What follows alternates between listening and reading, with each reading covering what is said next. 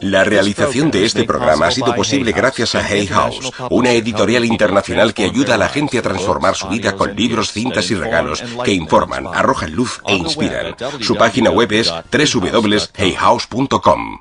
Espero que este programa profundice en la comprensión de cómo nuestros pensamientos modelan la manera de vernos a nosotros y al mundo, y en la del entendimiento del gran poder que tenemos para vivir de la forma más completa posible. Profesor Wayne Dyer. Thoreau lo expresó de la siguiente manera. Dijo, nuestra verdadera vida es cuando estamos despiertos en nuestros sueños. Emerson, una de las personas a las que reverenciamos, que vivía aquí en Concord, dijo que lo que antecede a toda acción es un pensamiento. La energía que uno tiene para crear lo que quiere está en los pensamientos.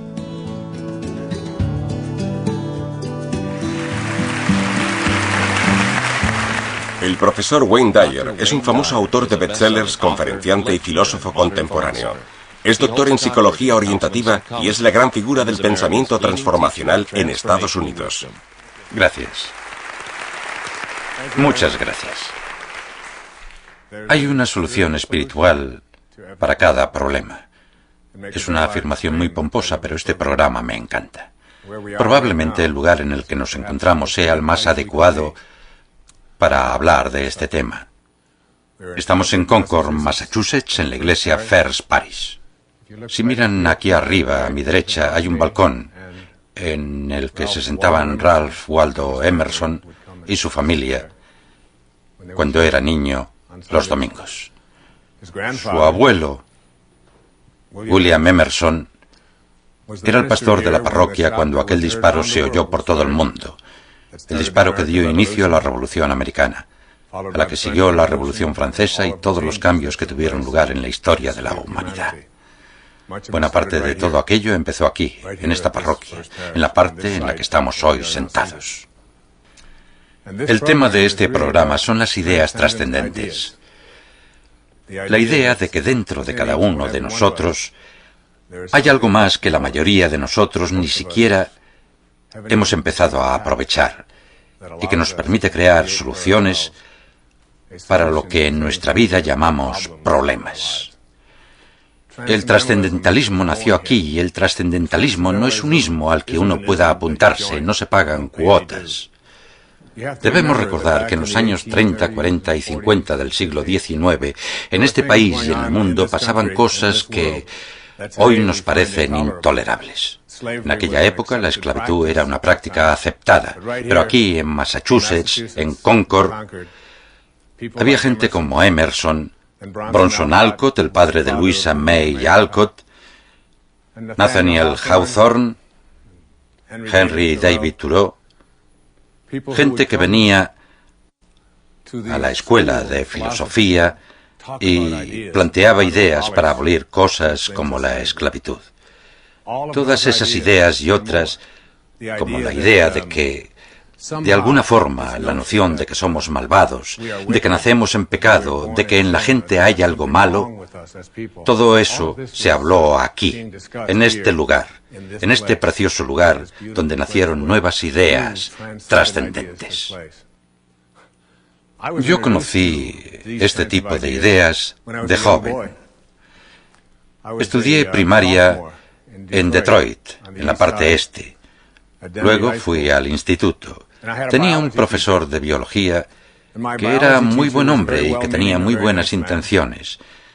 Me dijo, como al resto de compañeros de clase, que si queríamos aprobar la asignatura de biología, teníamos que entregar una cosa que se llamaba colección de hojas. Yo ya había aprobado lo de las hojas, había identificado todas las hojas que había que identificar, saqué una buena nota.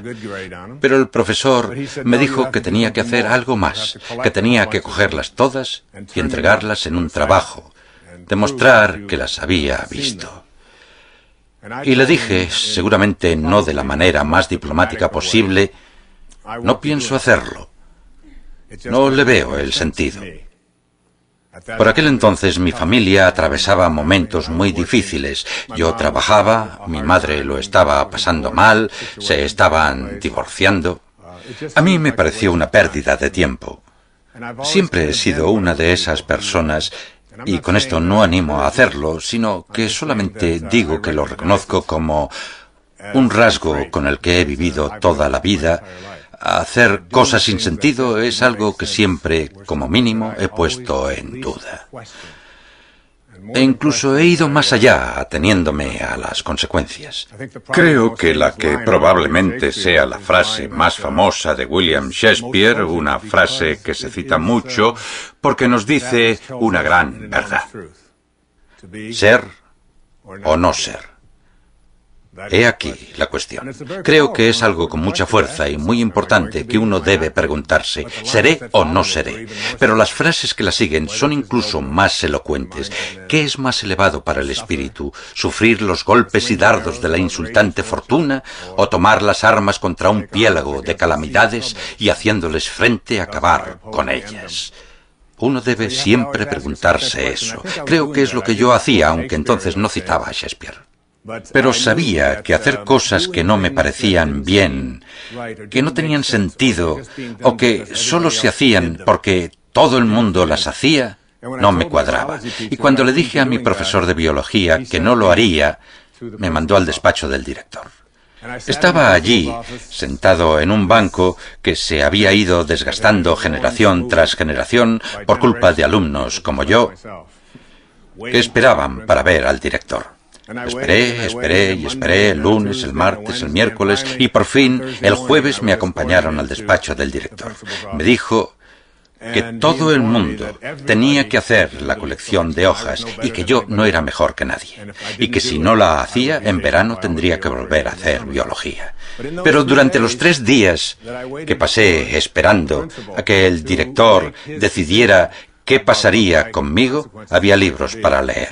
Esperaban que, de alguna manera, incluso aunque no los leyéramos, por el hecho de sentarnos al lado, como Moisés, adquiriéramos algún conocimiento.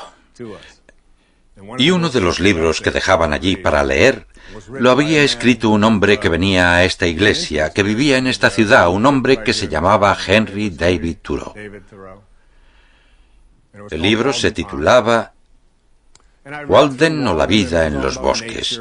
Me leí Walden e iba de la naturaleza, de la veneración que debíamos sentir por todo lo natural, pero al final de esa edición había un ensayo también de Thoreau. El ensayo se titulaba La desobediencia civil. Y me gustaría recomendar a todos los que dirigen escuelas que si tienen niños que desobedecen y a los que quieren llevar por el buen camino, no les hagan leer a Thoreau.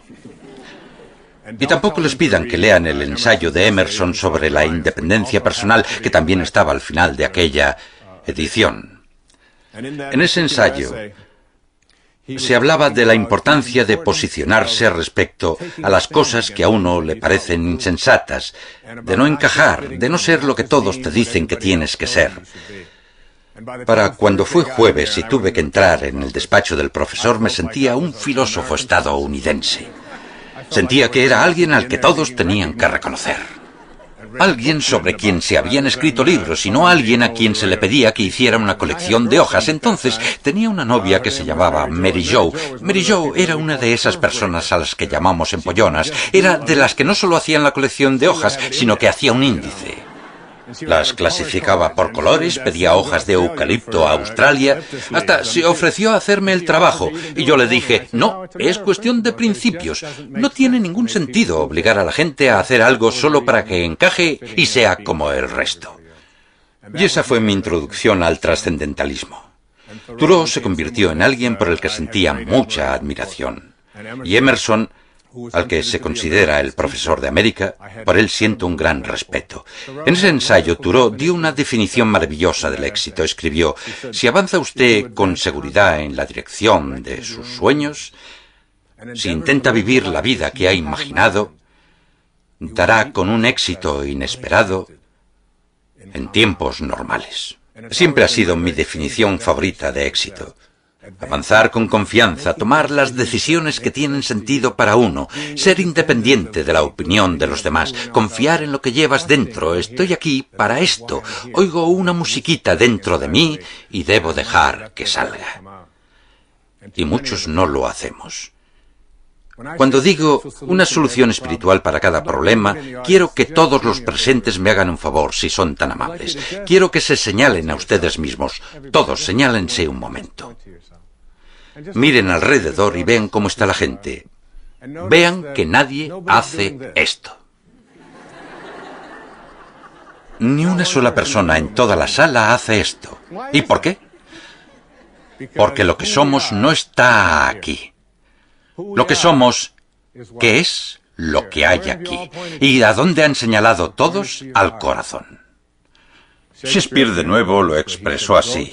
Ve a tu pecho, llama y pregúntale a tu corazón, ¿qué sabe? ¿Qué sabe?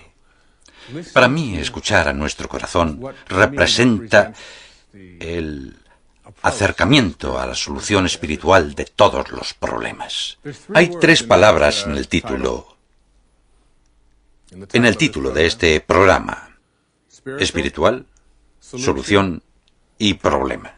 Me gustaría detenerme brevemente en cada una de ellas y en lo que significan para mí. Centrémonos primero en la palabra problema. He estado estudiando algo durante algunos años y lo que he estudiado se llama un curso de milagros.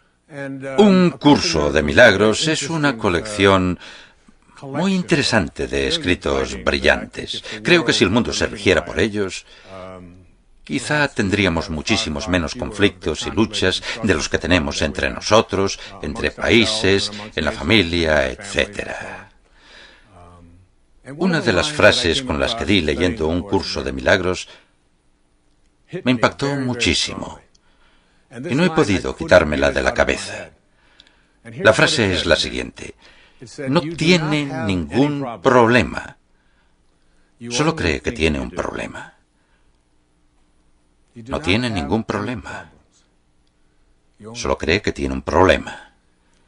Nuestros problemas, las cosas que llevamos dentro de nosotros, si pudiéramos reconocer que lo que llamamos problemas, da igual lo que sea, y no estoy aquí delante de ustedes en la televisión diciéndoles que las preocupaciones económicas a las que se enfrentan todos los días, que las peleas a las que se enfrentan en sus relaciones, si podrán o no soportar las preocupaciones y retos relacionados con la salud, todas esas cosas de nuestras vidas a las que hemos etiquetado como problemas. Quiero que recuerden dónde están. No están en lo que les rodea, están aquí dentro. Y todas ellas representan algo que yo llamo energía. Uno de mis personajes favoritos del mundo entero, y no solo porque era un gran científico y pensador, sino también porque era una persona muy humanitaria, se habría encontrado muy bien aquí, en Concord. Se llamaba Albert Einstein. Y Einstein dijo una vez: no pasa nada hasta que algo se mueve. No pasa nada hasta que algo se mueve. Todo es movimiento. Las cosas nos parecen sólidas. El reloj que llevo en la muñeca parece sólido. Pero si cojo un microscopio y aumento la lente, si lo miro con un microscopio muy potente, veo que es un baile, que está vivo. Tiene moléculas. Dentro de esas moléculas hay todo tipo de átomos pequeñitos. Dentro de los átomos hay electrones, neutrones, protones, crutones y yo qué sé. Todas esas cosas que memorizamos en las clases de física y todo eso. Y luego hay una cosa nueva, la física cuántica. Miramos dentro de los electrones y encontramos partículas subatómicas y partículas subsubatómicas, y lo que descubrimos con todo esto es que todo es energía. Ahora están viendo un decorado de televisión, y ese decorado de televisión tiene algo que se adentra en sus casas y que se llama energía. Ustedes lo miran, así que hay energía visual. Oyen sonidos, ahora mismo están oyendo mi voz. Con que hay algo en el aire entre su aparato receptor y mi habla ahora mismo. Eso se llama ondas sonoras. Y no es más que energía. ¿Y cómo entra esa energía en nosotros? Entra a través de los sentidos. de los oídos y los ojos. Y si nos tapáramos los oídos y cogiéramos toda la energía que llega a la sala, a nuestros oídos, y justo antes de que llegara a nuestros oídos se la mandáramos a un científico y le pidiéramos un informe sobre la energía, cuando miráramos el informe que nos devolvería para saber qué hay, qué es esto, la respuesta sería: hay mucho movimiento, hay mucha energía, parte muy rápida, parte muy lenta, parte potente, parte no tanto. Yo le preguntaría: ¿hay problemas en el informe? No, en la energía no hay problemas. Llega potente o no, llega rápida o lenta. ¿Y saben qué? Este es uno de los principios más importantes que pueden aprender y llegar a dominar en términos de identificar las cosas a las que llamamos problemas. La energía solo se vuelve algo que convertimos en problemas cuando, ya metida en nuestra cabeza, empezamos a procesarla de una forma determinada. Y mientras la procesamos de una forma determinada, nos vamos diciendo: esto va a empeorar, estoy viviendo una experiencia terrible, mi economía, acabo de tener una enfermedad muy grave o lo que sea. Y cargamos con todas esas cosas. Lo que quiero que hagan en algún momento es abrir la Torá o el Antiguo Testamento, que lean el primer versículo del Antiguo Testamento o de la Torá. Y el primer versículo de la Torá, estos textos espirituales antiguos en los que todos confiamos y por los que nos regimos, dice: al principio creó Dios los cielos y la tierra. La mayoría hemos leído al menos el primer versículo del primer capítulo del Génesis, ¿no? Y lo entendemos. Ahora vamos 31 versículos más adelante donde pone: y Dios vio que era muy bueno cuanto había hecho. Estamos ante una especie de gran acertijo, una dificultad para la mente. Dios lo creó todo. Y todo lo que creó Dios era bueno. Por lo tanto, ¿cómo podemos explicar lo malo? ¿Cómo explicamos el mal? ¿Cómo explicamos los problemas? ¿Cómo explicamos tantas cosas que forman parte de nuestra vida, de nuestra conciencia? Deben entender que todas esas cosas surgieron cuando inventamos algo llamado ego. Y el ego no es más que una idea que llevamos dentro. Y esta idea que llevamos dentro dice que yo soy alguien aparte, independiente de esta fuente de la perfección en la que me crearon. Que estoy separado de ella y que como resultado de esa separación soy lo que tengo, lo que hago, lo que la gente piensa de mí, mi reputación, y estoy separado del resto de personas y separado de Dios. La otra frase con la que di leyendo un curso de milagros y en la que también aparece la palabra problema es la siguiente: si usted tiene un problema, el único problema que tiene es que cree que está separado de su fuente.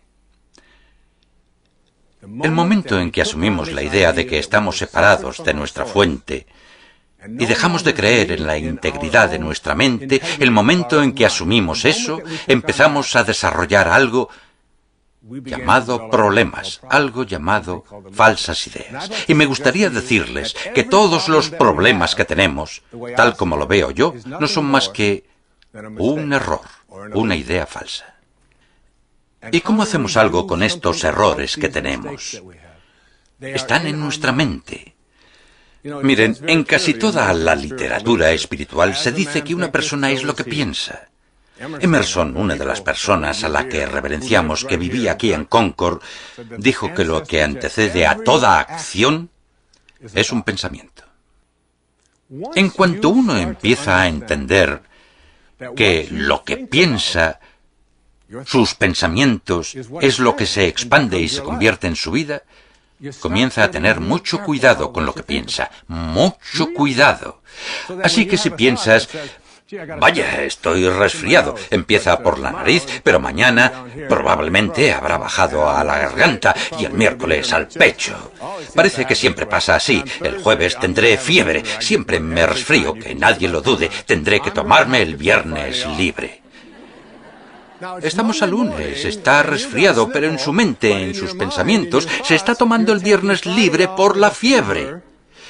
¿Y quién lo iba a decir? Su cuerpo empieza a reaccionar a ese pensamiento que no es más que un error de la inteligencia para empezar. Pongamos que tienen un sistema de creencias según el cual 2 más 2 son 7. Por algún motivo están obsesionados con que 2 más 2 son 7. Cogen la calculadora y la reajustan de manera que parezca que el resultado de 2 más 2 sea 7. Luego intentan cuadrar las cuentas y que su vida funcione basándose en la formulación de que 2 más 2 son 7. Verían que su vida, económicamente, no cuadraría casi nunca. Cada vez que pulsaran los botones y esos números, nada funcionaría. La pregunta es, ¿qué hago para corregir ese error en mi forma de pensar? Y ahí aparece la palabra solución.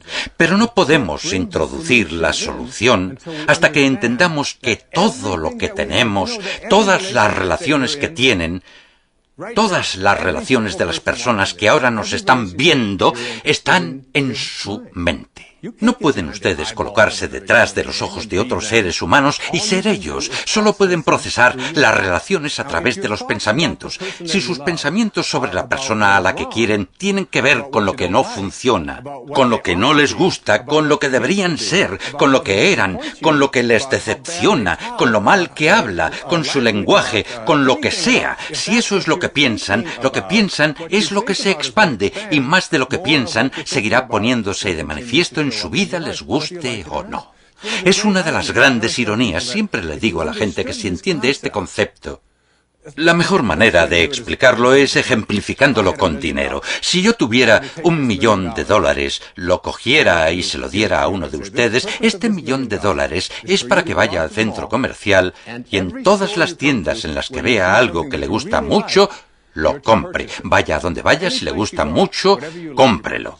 Usted coge el $1.000.000, está encantado, entra en la primera tienda que ve y hay una alfombra que da vergüenza, horrorosa, horrible, no pega con nada que tenga en casa y vale $10.000. La mira y piensa, en la vida querría esa alfombra, tenga $10.000, mándemela a casa. Va a la siguiente tienda del centro comercial y ve una lámpara que pega con la alfombra, ¿vale? Mira la lámpara, que es horrorosa, y piensa, es lo más feo que he visto en mi vida, mándeme 2 a casa. Y cada una cuesta $5.000. Hasta ahora se ha gastado $20.000 del dinero en cosas que no quiere. Y a lo largo del día, cada vez que ve algo que no quiere, gasta energía y dinero en mandarlo a casa. Luego llega a casa y reflexiona, ¿por qué tengo la casa llena de cosas que no quiero? Y la respuesta es, está loco. Eso se llama locura. Tiene energía para gastarla en lo que quiere y no hace más que gastarla en lo que no quiere. Y aquí la metáfora es que sus pensamientos funcionan exactamente igual. La energía que tiene para crear lo que quiere está en sus pensamientos, y si quiere que su relación sea fantástica, que sea perfecta, que sea bonita, tiene que empezar a tener esos pensamientos que son los que le van a crear eso. Si al contrario dedica sus pensamientos a lo que esa persona no es, a lo que debería ser, a lo que era, a lo que no funciona, verá que eso es lo que sigue aflorando, y esto es así en todos los ámbitos de la vida. Cambiar la mente, cambiar de pensamientos, es la manera de cambiar los problemas a los que nos enfrentamos en la vida. ¿De acuerdo? Y ahora, la palabra espiritual en hay una solución espiritual para cada problema. No estoy hablando de nada que tenga que ver con la religión organizada o de la religión de nadie. Respeto el derecho de todo el mundo a la libertad de culto y a formar parte de la organización que escoja. Y no estoy aquí para reclutar a nadie. No pertenezco a ninguna organización. No estoy aquí para convencerles de que sean otra cosa aparte de una persona feliz y realizada que entienda que hay una manera de dar con una solución espiritual para las cosas de su vida que no le gustan. Las falsas ilusiones, los errores que ha cometido. Porque recuerden, al principio creó Dios los cielos y la tierra y vio Dios que era muy bueno cuanto había hecho. Así que todo lo que no es bueno ha sucedido por la creencia mental de que están separados de la divinidad. Ustedes no son lo que tienen, lo que hacen, lo que otros piensan de usted. Ustedes son los bienamados, los divinos, una creación que es perfecta. Cuando utilizo la palabra espiritual, me refiero a una manera de ser. No me refiero a ser budista, pero sí a ser como Buda. No me refiero a ser cristiano, pero sí a ser como Cristo. No me refiero a ser musulmán, pero así ser como Mahoma. Hablo de una manera de vivir que incluye ciertos detalles. El amor incondicional, la capacidad de poder corresponder con amor al odio, a la ira, al temor, la capacidad de vivir eso. Hablo de la capacidad de entender quién soy.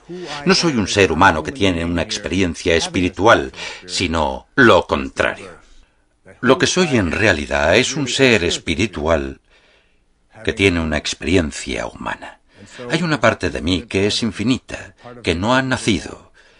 Hay una parte de mí que no muere. Siempre digo que una de las claves para ser más consciente de esto es tener la capacidad de salirse de quien se es y de convertirse en el observador de la vida de uno mismo. Y cuando se hace eso, se entra en sintonía con lo infinito. Carl Jung, en mi opinión, uno de los grandes maestros que han habitado la Tierra, dijo que la cuestión más relevante de la vida de una persona es su relación con lo infinito. En cuanto se tiene esa relación con lo infinito, hace algunos años escribí un libro que se titula Tu Yo Sagrado. Y en ese libro hablaba de la diferencia entre el ego, la parte de cada uno de nosotros que quiere demostrar que tenemos razón, y la parte que quiere estar tranquila.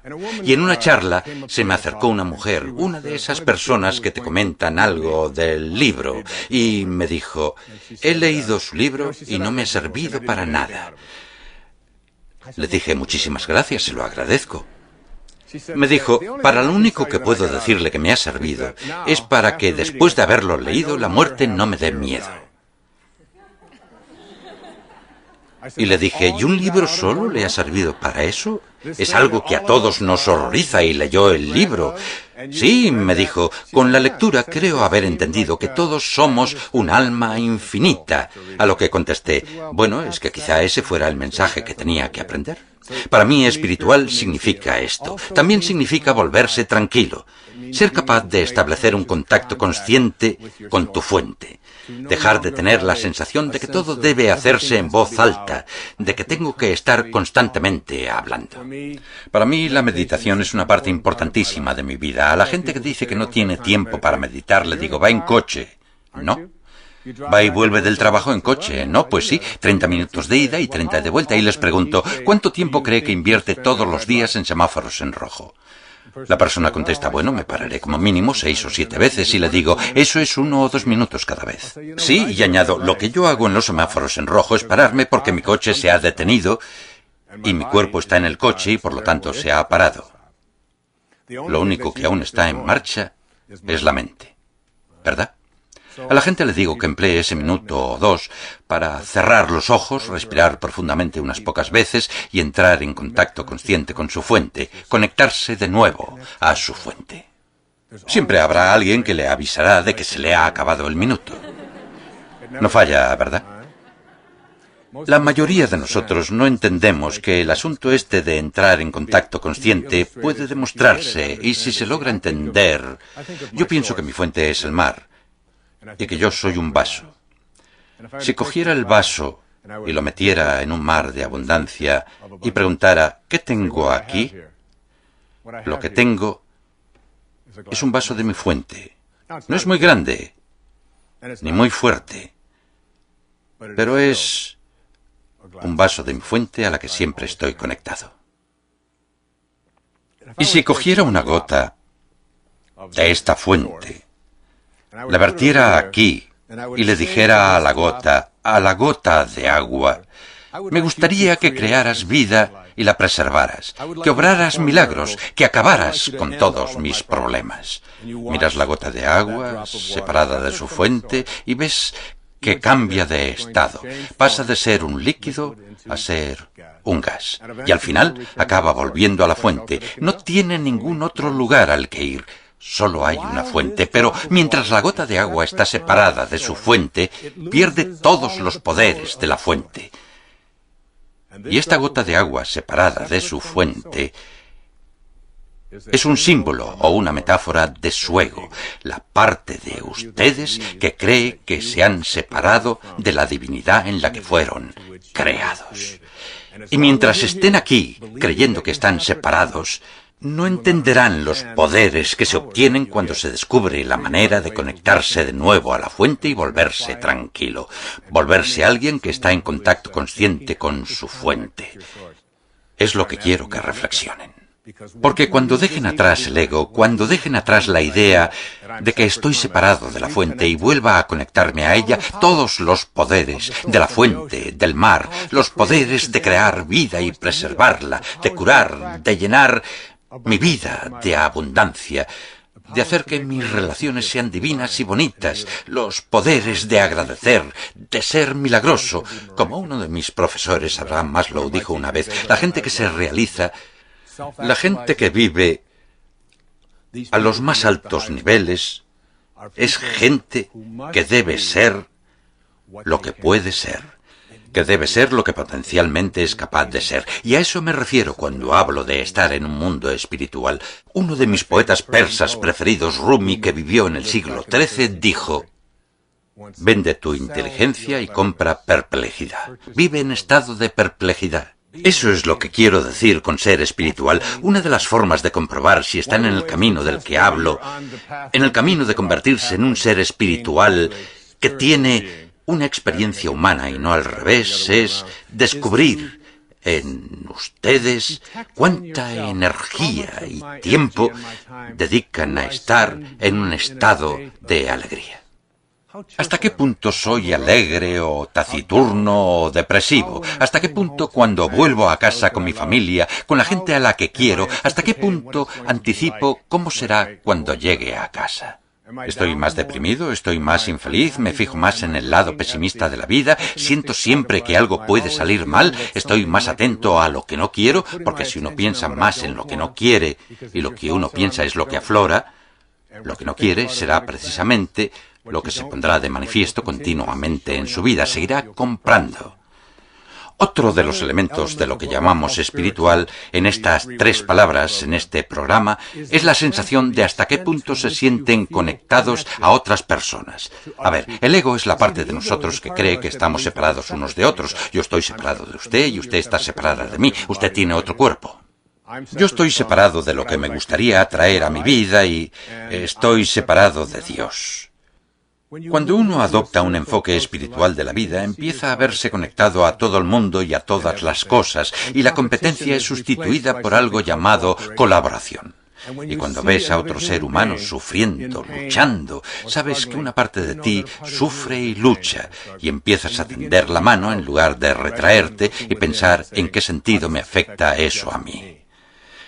Es casi como si tuvieras que hacer un cambio. Hay una historia maravillosa y me gustaría compartirla con todos ustedes. Esta historia... Esto es algo que ocurrió en los Special Olympics en Seattle. Y es una historia real. Cuando la leí captó muchísimo mi atención y pensé que cuando hiciera este programa la compartiría con el resto del mundo. Hace unos años, en los Special Olympics de Seattle, 9 participantes, todos discapacitados físicos o psíquicos, se dirigieron a la línea de salida de la carrera de 100 yardas. Tras el disparo, todos empezaron a correr. No exactamente rápido, pero deseosos de correr, acabar y ganar. Todos excepto un niño pequeño que tropezó, dio un par de volteretas y empezó a llorar. Los otros 8 oyeron al pequeño llorar, aminoraron la marcha, miraron atrás, dieron media vuelta y fueron donde él, todos ellos. Y una niña con síndrome de Down se agachó, le dio un beso y le dijo: ahora te encontrarás mejor. Luego los 9 se cogieron del brazo y se dirigieron juntos a la meta. Todo el público se levantó y los aplausos duraron varios minutos. ¿No es una historia bonita?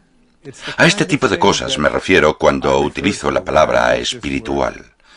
Una sensación de ser conscientes de que no se trata de ser mejor que otra persona. Creo que la verdadera nobleza nada tiene que ver con ser mejor que otro. Consiste en que uno sea mejor de lo que era. Y de mí sé lo siguiente. Si alguna de las personas que ve este programa o que está presente hoy aquí diese la charla, yo podría estar sentado entre el público y tendría tanto que aprender de lo que ustedes me dijeran, como tienen ustedes que aprender de lo que puede que yo les diga. De lo que hoy estoy seguro es que solo soy mejor de lo que era. Como hombre, como padre, como escritor, como orador. Sé que soy mejor de lo que era. E intento que sea algo que hago todos los días, ser un poco mejor que antes. A eso me refiero cuando utilizo el concepto de espiritualidad. Así pues, tenemos problema que es un error de la inteligencia, puesto que creemos que estamos separados de la fuente. Son cosas que llevamos dentro. Recuerden que si de repente a alguno de ustedes le dieran un golpe y perdieran la capacidad de pensar, todos sus problemas desaparecerían, ¿no? Espiritual significa alegría, amabilidad, significa tranquilidad, significa amor, significa perdón, significa vivir estos principios sintiéndote conectado y sabiendo que eres infinito. Y finalmente la palabra solución. ¿Y cuál es la solución? La solución es la parte más emocionante del programa. Para mí, la solución representa la capacidad de introducir en tu vida algo que haga que lo que llamamos problemas desaparezcan, se disuelvan y queden anulados. Y a eso me refería cuando hace un rato he hablado de energía. La energía llega rápida o lenta, potente o débil. Y la energía rápida y potente anula a la energía lenta y débil, una sala oscura. La oscuridad es, si la miden, una energía más lenta y débil que la luz. Y cuando ustedes llevan luz a una sala oscura, la oscuridad desaparece. Y eso es una metáfora que sirve para absolutamente todos los problemas, preocupaciones y luchas a los que se enfrentan en su vida. Hace mucho tiempo, 800 años atrás, vivió un pequeño hombre que renunció a todas sus posesiones. Vivía en un pueblecito de Italia, cerca de Florencia, llamado Asís. Y le pusimos un nombre a una de las ciudades más importantes de los Estados Unidos. El hombre se llamaba Francesco, o como se le empezó a conocer después de fallecer, San Francisco de Asís. Yo fui a Asís y para mí se obraron milagros cuando visité la ciudad en varias ocasiones.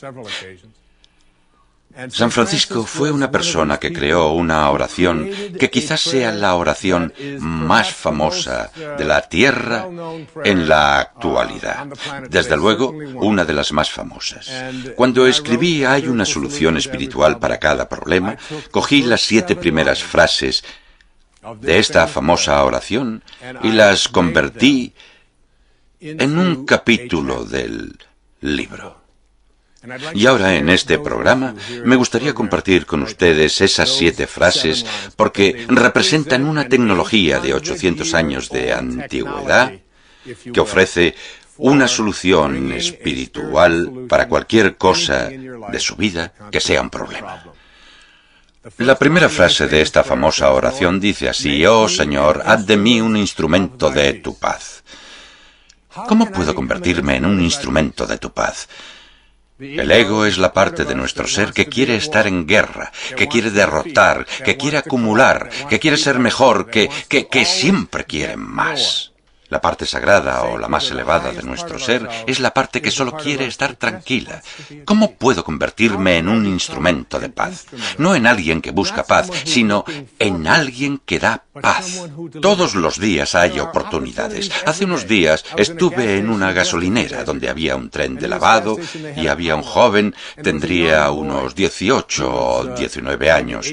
No hablaba inglés muy bien y no acababa de entender cómo funcionaba el el tren de lavado. Había metido $2 y, por lo visto, se necesitaban 3. Estaba allí, esperando para pagar el lavado del coche e intentando descubrir por qué no lograba que funcionara. Yo acababa de poner gasolina, entré y detrás del mostrador vi a un hombre riñendo al joven, humillándole, hablando con él, y como el chico no entendía bien el idioma, le hablaba más alto. Ya saben que la gente lo hace. Si alguien no te entiende, dices, ¿he dicho qué? Te contestan, no le entiendo, y entonces lo repites más alto aún. Eso es lo que estaba haciendo aquel hombre, y vi que aquello era una oportunidad allí mismo, en aquel momento, de convertirme en un instrumento de paz. Puse el brazo sobre los hombros del joven y le dije, ven conmigo. Fuimos a la máquina, saqué $1, lo introduje y el joven se fue extremadamente feliz. Un pequeño incidente. Este tipo de cosas les sugiero que piensen en el día de hoy, en 5 ocasiones en las que puedan ser un instrumento de paz, y encontrarán una en el camino de regreso a casa, en la autovía. Encontrarán a alguien que no les dejará incorporarse, encontrarán a alguien que no les dejará adelantar, y en lugar de molestar a esa persona, de enfadarse con ella, intenten mandarles algo llamado paz. En el salpicadero del coche llevo una frase maravillosa que dice así: puedo escoger la paz en lugar de esto. Y siempre me recuerda que, independientemente de lo que esté viviendo, quiero ser un instrumento de paz. La segunda frase de la famosa oración es la siguiente: donde haya odio, que yo ponga amor. Se dice que las 3 cosas más difíciles del mundo son estas. La primera es corresponder con amor al odio. La segunda es defender a los ausentes, es decir, convertirse en el portavoz de la persona a la que se critica. Yo lo hago todo el rato con mis hijos cuando empiezan, esta ha dicho esto y este ha dicho esto otro. Les digo, disculpad, pero aquí ¿quién está defendiendo a la persona ausente? ¿Por qué tiene que defenderla a alguien? Bueno, pues yo haré de esa persona, si no os importa. Y la tercera es reconocer que te has equivocado, lo que no significa necesariamente decir he cometido un error. Significa decir llevo años escogiendo mal con la mente. He estado fijándome en lo que no quiero, en lo que los demás esperan de mí, en cómo debería ser el mundo, en cómo era antes, y no entiendo por qué no hace más que aflorar lo que yo no quiero, lo que los demás esperan de mí, lo que desprecio. Debo reconocer, casi debo redactar de nuevo el acuerdo que tengo con la realidad. Hay una mujer a la que admiro muchísimo y que falleció hace poco. Se llamaba Madre Teresa. Una mujer a la que adoraban personas de todo el mundo, independientemente de la religión que profesaran. Y esta es una de las cosas que decía la Madre Teresa. Cuando la gente me pregunta cómo hacerlo, cómo hacer que esto funcione, les digo, esta es una manera. Y la introduje en el libro, y quería decirla en este programa. Se llama El análisis final. La Madre Teresa decía lo siguiente, y es algo lleno de belleza, y tiene mucho que ver con lo que decía San Francisco en el siglo XIII, porque era un hombre al que ridiculizaban en todas partes. Iba por ahí intentando enseñar a la gente, ofreciéndole la solución espiritual a sus problemas. Si en su mundo hay odio, eso es un campo energético con energía de menos potencia y más lenta que la energía del amor. Si llevas el amor ante la presencia del odio, invalidarás el odio como la luz invalida la oscuridad. Pero casi todos nosotros, cuando vemos odio, reaccionamos de la misma manera. Hay un libro maravilloso al que le tengo mucho cariño titulado El poder contra la fuerza.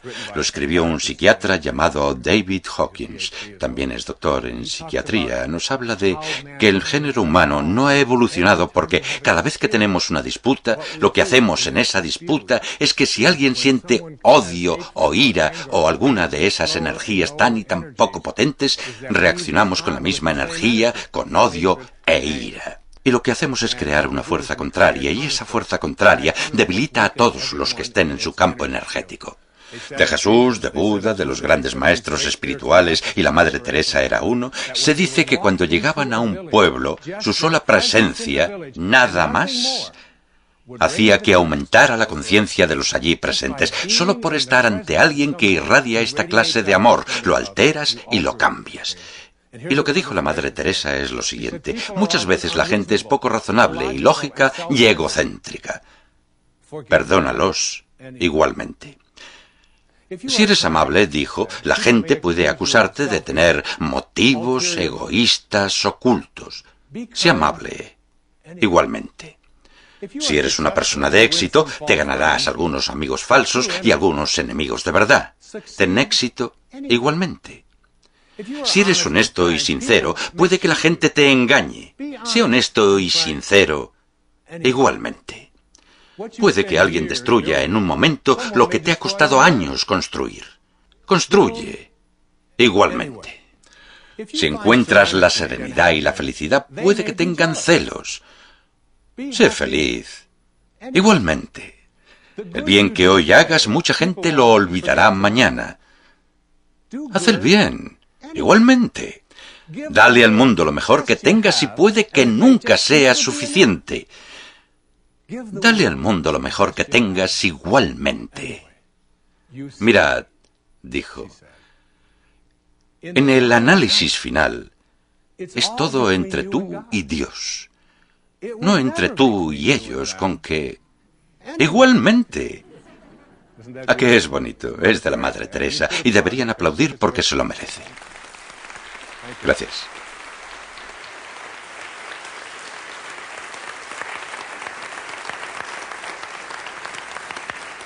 Están empezando a entender que es una tecnología de 800 años de antigüedad. Esta oración no es la más famosa del mundo o una de las más famosas porque sea fácil de recordar. Esta oración de San Francisco la veneran gentes de todas las religiones del mundo porque representa una solución espiritual a cualquier problema al que puedan enfrentarse. Señor, haz de mí un instrumento de tu paz. Donde haya odio, que yo ponga amor.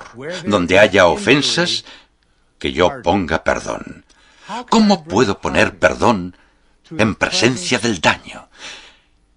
¿Qué es el perdón sino indulgencia? ¿Y qué es la indulgencia sino la capacidad de querer a alguien como respuesta a algo que te han hecho y que te ha dolido en algún momento de tu vida? Un proverbio chino dice, si vas a buscar venganza, más te vale cavar 2 tumbas, porque una de ellas será para ti. Miren, al empezar el programa les he contado la historia de mi profesor de biología y de la colección de hojas. Hay que ser siempre muy cuidadoso con la forma de tratar a las personas. Hasta a los niños pequeños quizá algún día trabajen para ellos. 15 años después de tener que estudiar la asignatura de biología por segunda vez aquel verano, porque no hice la colección de hojas, me doctoré en la Universidad Wayne State de Detroit y me dieron la oportunidad de dar clases como profesor de la facultad, como profesor adjunto, el profesor Dyer. Qué orgullo, con plaza de aparcamiento para mí, eso era lo mejor. Me dijeron qué clase debía dar. Me dieron la lista. Tenía 30 alumnos y el curso era sobre desarrollo infantil, sobre psicología infantil, psicología adolescente. Era un curso que tenía que hacer toda la gente que quería formar parte de los cuerpos directivos del sistema de enseñanza. Así les daban un certificado para poder ser directivo. Y allí, en mi lista, estaba mi antiguo profesor de biología. ¿De verdad? Ahora era mi alumno y necesitaba el curso para poder seguir alcanzando los objetivos que se había marcado. Hizo una colección de hojas que ni se imaginan.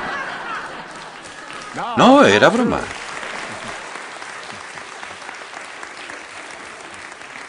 Nada de venganzas, ni siquiera se lo dije, pero pensé muchas veces en mandarle a Australia a por hojas de eucalipto. Es uno de los requisitos del curso, todo el mundo tiene que hacerlo. Pero no lo hice.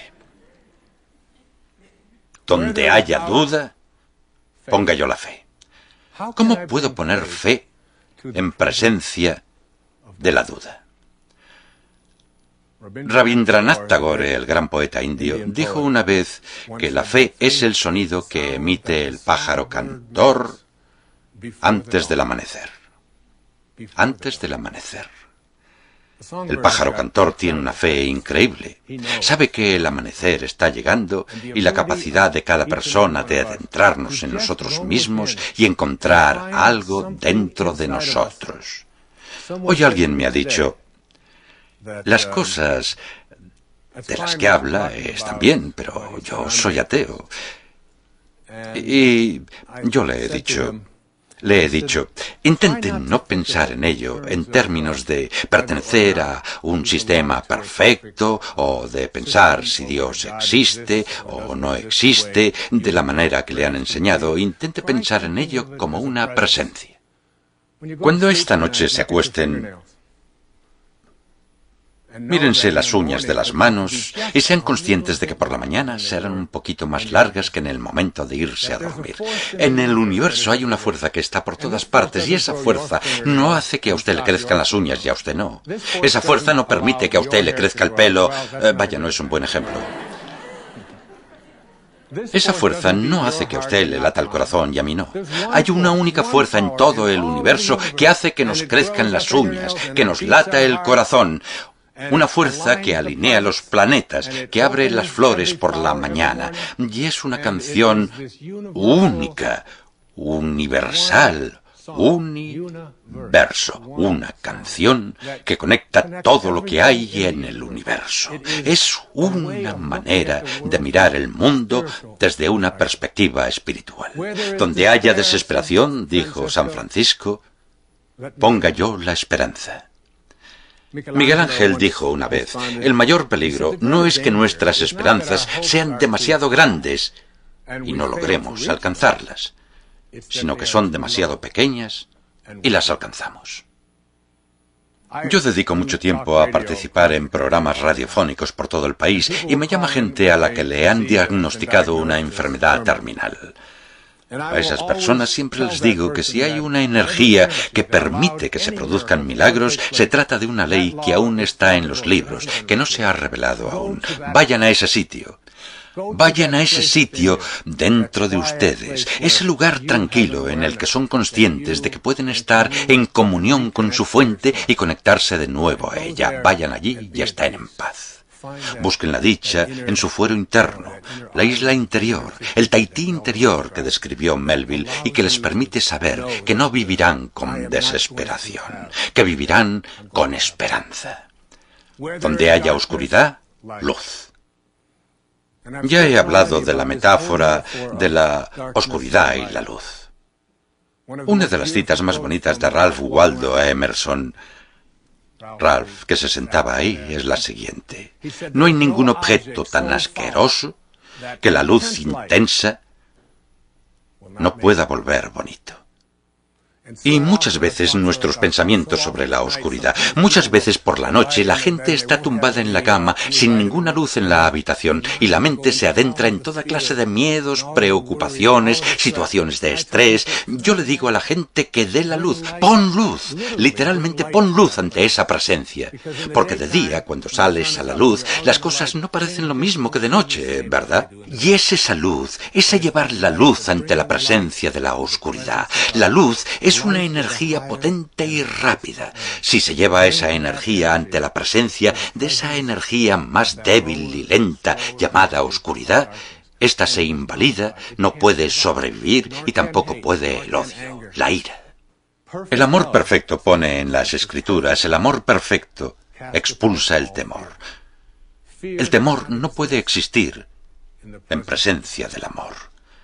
Y la tristeza no puede existir en presencia de la alegría. Donde haya tristeza, ponga yo alegría, dijo San Francisco. Voy a buscar una manera dentro de mí de llenar mi vida de alegría. Muchas personas de mi vida me han procurado grandes alegrías. Algunas están hoy aquí. Una es una mujer que ha trabajado para mí durante más de 20 años. Aún no ha entendido el concepto de no tener accidentes y se lo he explicado una y otra vez. Cuando alcanzas el nivel de conciencia del que hablo, accedes a cosas llamadas intuición y perspicacia. Y ya no vuelves a caer de nuevo por estos mundos de problemas. Se llama Maya Levo, está sentada aquí. Gracias por haber venido, que Dios te bendiga. En mi vida hay muchísima gente maravillosa y con mucha fuerza. Todos han hecho algo por mí.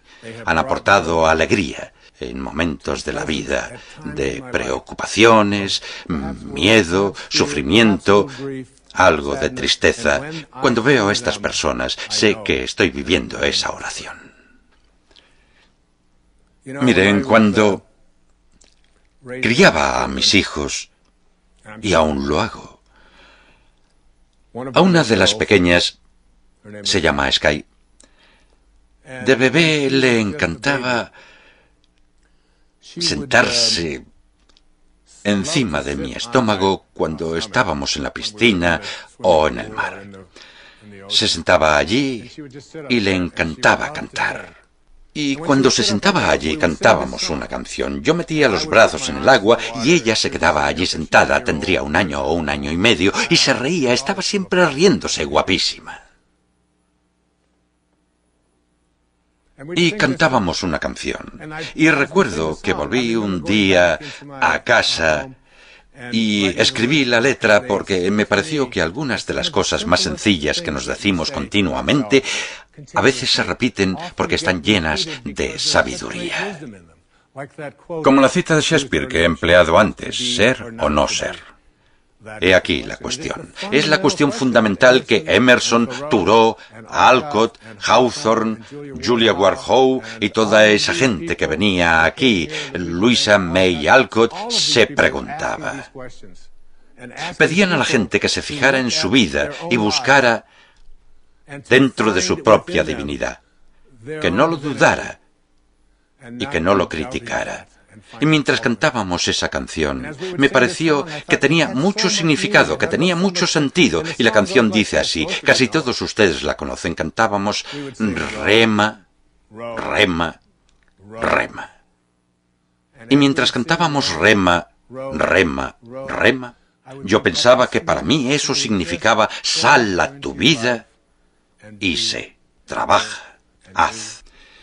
Porque cuando naces, Khalil Gibran, el poeta libanés, dijo, cuando naces tu misión es colocada en tu corazón. Has venido a hacer algo. En este universo no hay errores. Los únicos errores son los que pensamos nosotros al creer que estamos separados de la perfección en la que fuimos creados. Rema, rema, rema en tu barca. No remes en mi barca. No remes en la barca de otra persona. No intentes remar en una barca porque alguien te dice que debes hacerlo. Rema, vive, trabaja en tu propia barca. ¿Y cómo remas en esa barca? Siempre con delicadeza, siempre con delicadeza, siempre con amor, siempre con paz, siempre con amabilidad. Rema en tu barca de esa forma, rema en tu barca con delicadeza, siguiendo la corriente. No remes contra la corriente. Te quedarás sin energía y no harás más que crear una fuerza contraria de frustración. Métete en la corriente de la vida y rema en tu barca con delicadeza, río abajo, con la corriente de la vida, con el gran Creador, con alegría, siempre jubilosos, siempre dichosos, con alegría, con alegría, con alegría, con alegría. ¿Y saben qué? Thoreau lo expresó de la siguiente manera. Dijo, nuestra verdadera vida es cuando estamos despiertos en nuestros sueños, porque la vida no es más que un sueño. Cantemos todos juntos, solo un momento. ¿Preparados? Row, row, row your boat gently down the stream. Merrily, merrily, merrily, merrily, life is but a dream. No es más que eso, solo un sueño. Que Dios les bendiga y gracias por haber venido.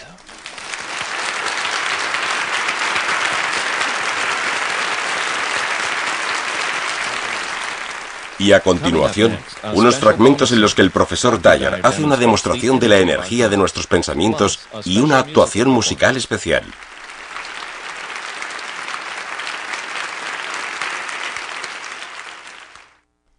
Todos los pensamientos tienen una energía. Todas las cosas del universo tienen una energía. Y esto no es solo palabrería científica. Estamos empezando a descubrir, a través del trabajo que han hecho algunos kinesiólogos, que todos los pensamientos tienen una energía. Y que hay pensamientos que tienen una energía muy débil y lenta, y que los hay que la tienen muy potente y rápida. Y esto puede medirse en términos de cómo nos afectan y qué impacto tienen en nosotros.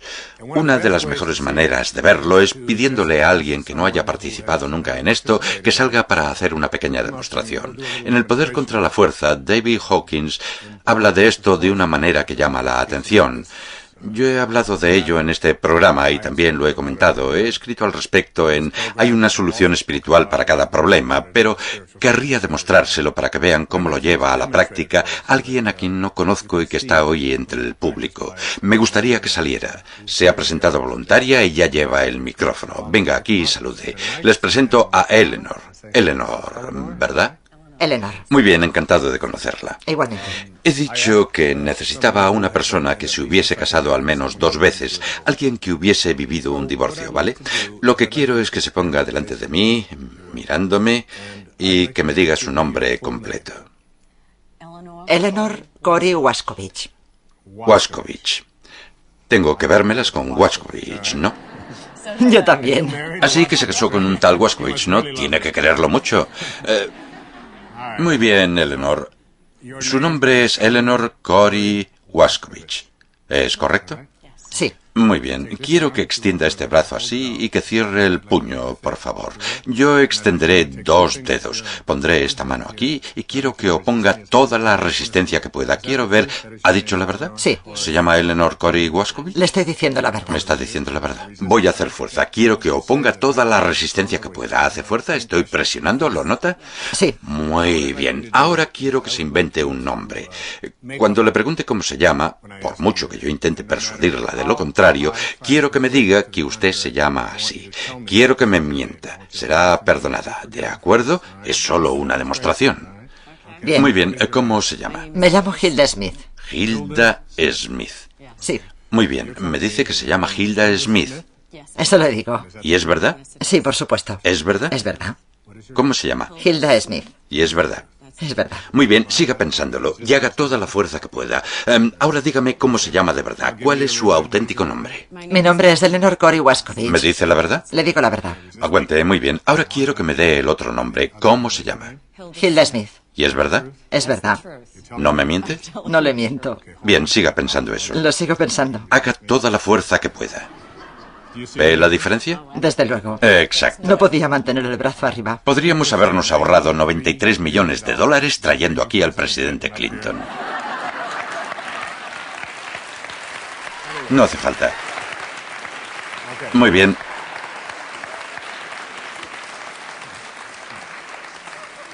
¿Podemos probarlo en casa? Claro que sí. Podemos probarlo en casa. Ahora lo que quiero que haga es que piense en su primer matrimonio. Hubo un momento en el que usted se dio cuenta o pasó algo y fue consciente de que ese matrimonio no podía seguir. Lo que usted sentía en aquel momento, un sentimiento de fracaso, de algo malo, de lo que fuera, quiero que vuelva a ese momento, el momento cuando se da cuenta y piensa, no puedo seguir casada con este hombre. Quiero que levante el brazo y oponga toda la resistencia que pueda. Haga fuerza, haga fuerza. ¿Usted diría que ese pensamiento la fortalece o la debilita? Levante de nuevo el brazo.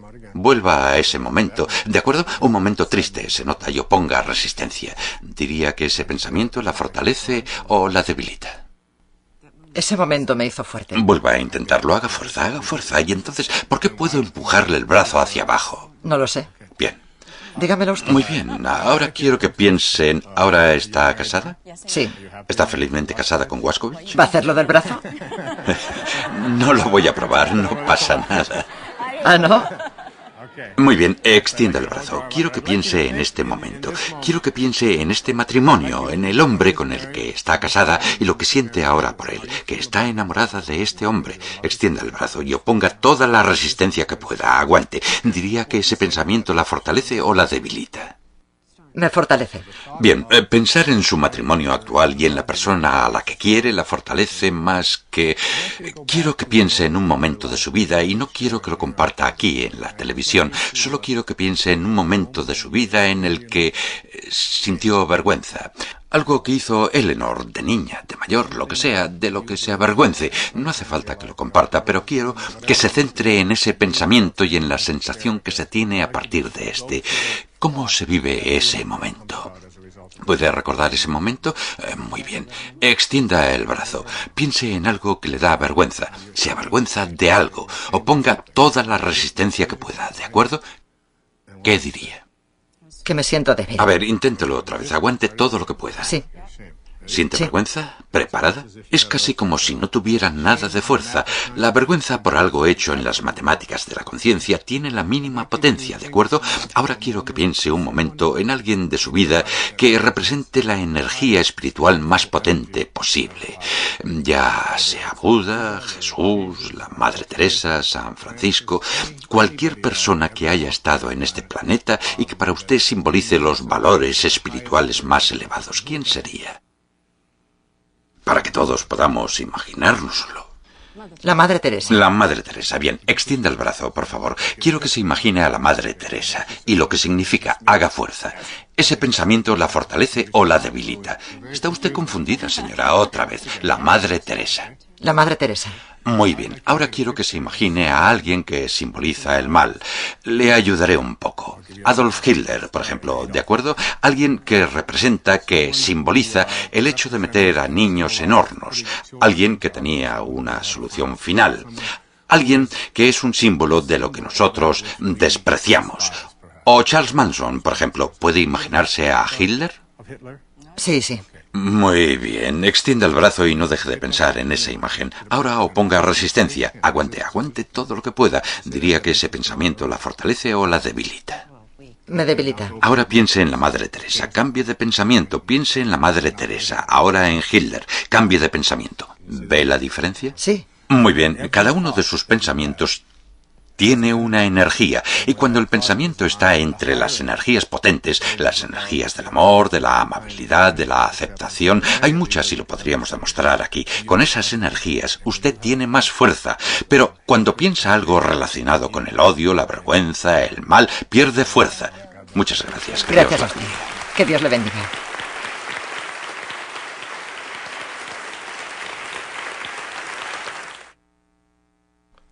Amazing Grace, compuesta por John Newton. Acaban de oírme hablar de mi hija Sky, quien nos cantará una canción con la que siempre acabo mis charlas. La escribió un hombre llamado John Newton en el siglo XVIII. Es un símbolo o metáfora, si quieren, de todo lo que he comentado hoy aquí. A lo que yo llamo energía potente y rápida, él lo llamó gracia. Yo antes estaba perdido, pero ahora he sido hallado, y fue la gracia, dice, la que enseñó a mi corazón a temer. Es la gracia la que me conducirá a mi hogar. Newton fue un hombre que pasó de ser comerciante de esclavos a ser abolicionista. Para mí, la canción representa el mayor mensaje espiritual que podamos recibir, que se llenen de gracia los momentos de nuestra vida en los que estamos perdidos, y así los invalidaremos y disolveremos. La canción la interpretará el coro de la iglesia First Parish, que dirige Beth Norton, y mi hija Sky Dyer, que acaba de cumplir 20 años, y es la luz de mi vida. Ellos nos cantarán Amazing Grace. Adelante, cielo.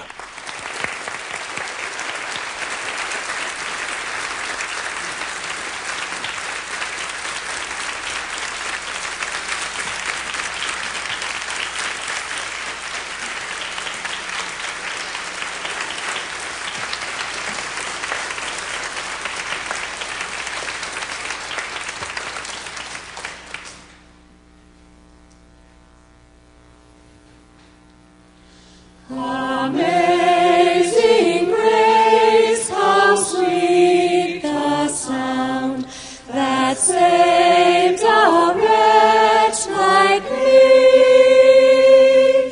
I once was lost, but now